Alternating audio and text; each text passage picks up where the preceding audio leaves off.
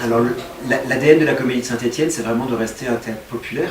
Donc, on fait toujours très attention à ce que la programmation présente un état de la création théâtrale aujourd'hui, avec des esthétiques et des propositions artistiques qui sont différentes les unes des autres, mais dont l'exigence est le point commun et qui conversent les unes avec les autres.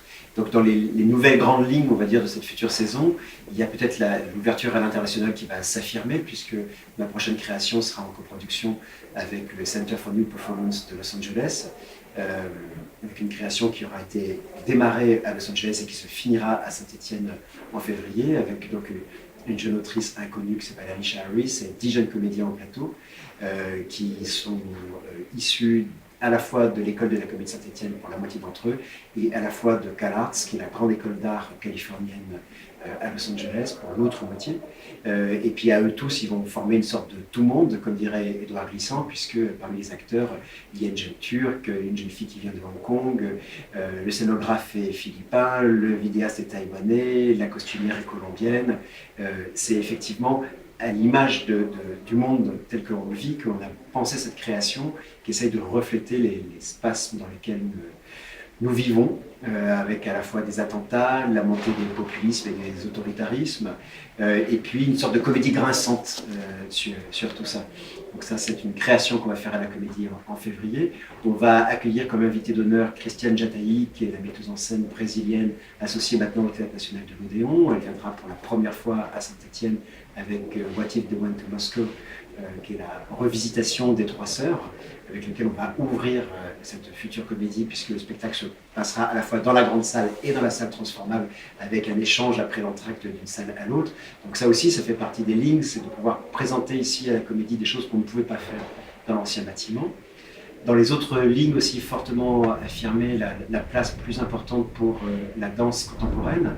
Deux créations à la Comédie, une de Loïc Touzé et une autre de Cécile Laloy. Et puis une programmation de danse assez fournie, puisqu'on va accueillir aussi Pippin Tom, Tic-Tic, Caroline Carlson. On va avoir une programmation de danse un peu étoffée, parce que je pense qu'à Saint-Étienne, il y a un espace pour ça, il y a un manque, même d'une certaine manière, sur la danse contemporaine. Et c'est logique que la Comédie, qui est un espace pour la création d'aujourd'hui, pour la création contemporaine, propose aux disciplines sœurs, d'une certaine manière, comme la danse, d'être parmi nous. Et puis c'est de la danse-théâtre, d'une certaine manière, que représentent ces artistes, et ça me paraît logique qu'ils soient présents à la Comédie. Puis dans une programmation de théâtre populaire, on a à la fois des compagnies régionales, des artistes reconnus, toujours de mêler l'émergence et puis les grands noms, donc les grandes signatures. Ça sera Alain Françon qui va venir en création avec Un mois à la campagne de Tourguenieff. Dans les compagnies à découvrir, les compagnies régionales, on va avoir la famille royale par la Horde, le collectif. Et puis on va avoir le collectif X, qui est une compagnie stéphanoise qui s'est fait remarquer notamment par une création qui s'appelle Cannibal, dans une mise en scène de Maud Lefebvre. On remarque aussi en passant qu'on fait très attention à aussi soutenir les créatrices, de faire une attention toute particulière aux femmes dans cette future comédie. C'est un chemin qu'on a mené tout à fait progressivement depuis que je suis à Saint-Étienne et qu'on ne fait qu'amplifier en arrivant ici. Et puis des grands repères pour aussi le grand public, avec des signatures de comédiens. On va retrouver évidemment Rachida Brakni, puisqu'on reprendra Je crois en un seul Dieu. On retrouvera Catherine Yegel, qui viendra jouer une pièce de Pierre Notte, La nostalgie des blattes. Anouk Grimbert et Michel Escaut seront dans la mise en scène d'Alain Françon. Marie-Lou Marini sera avec Pierre Maillet. Bref, c'est très important. Puis évidemment, tout un tas de distributions où on retrouve nos anciens élèves, parce qu'évidemment, on n'est pas peu fiers que quelqu'un comme Morin Holès, par exemple, devienne vraiment une révélation, notamment à travers les entretiens de Michel Foucault. Ça s'appelle Let's Love, ça a fait un gros succès à Paris, évidemment, ça sera programmé à Saint-Étienne.